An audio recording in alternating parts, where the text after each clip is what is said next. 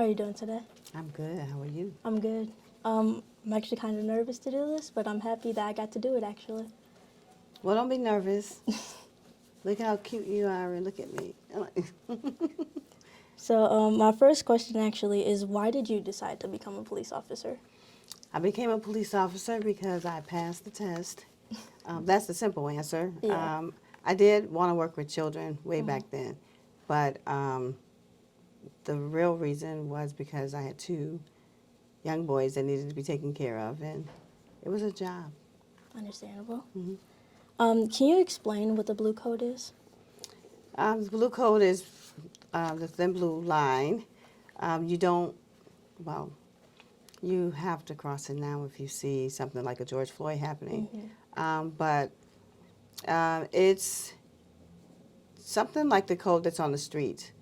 If you see something, don't say nothing. Yeah. Snitches get stitches, that kind of code. So basically, police officers just don't tell on each other. Got it.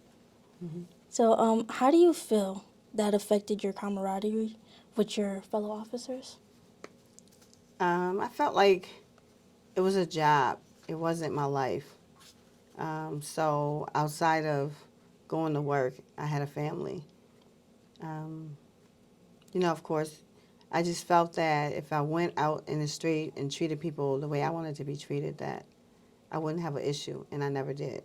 Not with people on the street. I mean, of course, you do have situations that come up where you do want to have backup, but at the same time, if they're not giving you backup because you're doing the right thing, then, it's something that really can't be avoided unless you choose to go down that same road of keeping your mouth shut when things are wrong. Yep. So, what is Cariol's law? Cariol's law is a law which is also the duty to intervene so that we don't see another George Floyd happening. Officers cannot stand by and watch someone die if their coworkers are or abused. If their coworkers are doing something, they have the duty to intervene. They have to stop it. And also, in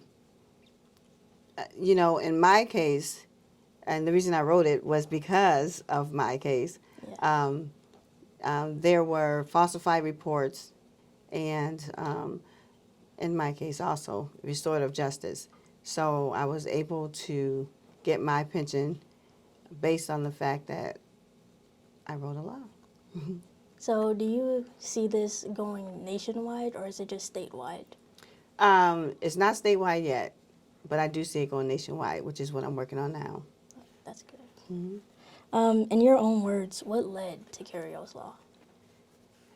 What led to Cariol's law is my situation where I was fired for stopping an officer who was choking a handcuffed man. And I didn't want it to happen to another officer where they would have to sit and, not necessarily sit, stand, whatever, and watch it happen and feel powerless to do anything. So, if you were faced with the same situation with Neil Mack, would your actions be the same? I believe they would be the same. As far as the department, I don't even know that I could have handled it differently at that time. But now the times have changed for a lot of officers. Yes, they have. So, with the recent tragedies like George Floyd and Eric Gardner, do you think, as a police officer, you would step in like you did with Neil Mack? Of course. And I'm encouraging the other officers to do the same.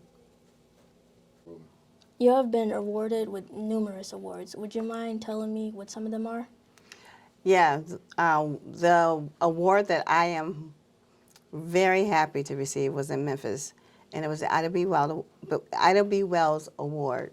Ida B. Wells was a woman who she was run out of Memphis, and she went to Chicago because she wrote about the lynching, the anti-lynching bill. She was a journalist, wasn't she? She was. I actually did my research on her. She sure was. But I have received several awards locally and nationwide, and from the Black National Police Association, 2 of them. Anything else? Well, it's numerous, but Too many. I actually have to make a list, which is something that I should have done and I was supposed to have done. But now that you've asked me that question, then I'll go home and do it. So now you gave me homework. So, how do you feel about like the whole Neil Mack situation and the Greg situation? Do you feel like you would do anything more than what you already did? I think I would have spoken up for myself sooner. I was always letting other people speak up for me because I was shy to talk in front of people. So I just wanted everybody else to tell my story, but they were not telling it right. So when I finally did start telling my story, I realized how many people were interested, how many police officers were in the same situation, and how many people wanted to hear it and wanted to know how to create change. So I think I just would have spoke up sooner for myself. I think that was all my questions.